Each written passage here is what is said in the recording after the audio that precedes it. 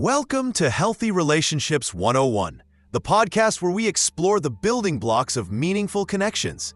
I'm your host, Jack, and I'm thrilled to have you with me today.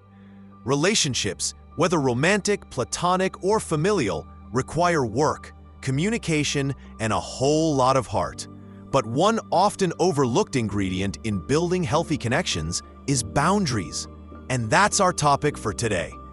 Boundaries might sound like a rigid or negative concept, but they're actually quite the opposite. They allow us to maintain our individuality while also fostering deeper trust and respect in our relationships. So today, we're diving into what boundaries are, why they matter, how to set them, and how to handle challenges that come with them. Let's get started. Segment 1. What are boundaries and why do they matter? Host, let's start with the basics. What are boundaries? Simply put, boundaries are the invisible lines we draw to protect our emotional, mental, and physical well-being. They're an act of self-respect, but they also respect the other person by defining clear expectations and limits. Boundaries show up in all kinds of ways. For instance, they might involve how much time you spend with someone, what topics you're comfortable discussing, or even how you share space with others. And here's the key. Boundaries aren't about creating distance or barriers. They're about creating clarity. Without boundaries, relationships can become messy or imbalanced. You might find yourself feeling resentful, overextended, or even disconnected from your own needs. On the flip side, healthy boundaries can actually strengthen relationships by providing a foundation of trust, mutual respect, and understanding. Personal anecdote. Imagine this. You have a friend who constantly calls late at night to vent about their day. At first, you're happy to be there for them. But after a few weeks, you notice you're losing sleep and feeling irritable. A boundary might mean telling your friend, "I care about you, but can we talk earlier in the evening?" This way, you're both honoring your needs and maintaining the friendship. Reflecting on your own boundaries, now that we know what boundaries are, how do you figure out what yours should be? This starts with self-reflection. Take a moment to think about these questions. Where in your life do you feel overextended or stressed? Are there moments where you feel disrespected or misunderstood? What makes you feel safe, supported, and valued in your relationships?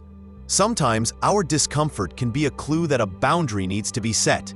For example, if you find yourself agreeing to every request for help, but then feel overwhelmed or underappreciated, that might be a sign to establish limits. It's also important to recognize that boundaries aren't one size fits all. What works for one relationship might not work for another. For instance, you might be okay with close friends dropping by unannounced, but you might prefer family members to call first. Communicating boundaries effectively. Once you've identified your boundaries, the next step is communicating them, and this is where things can get tricky. How do you express your needs without causing conflict or hurting someone's feelings? One powerful tool is the I statement. Instead of blaming or accusing, focus on how you feel and what you need.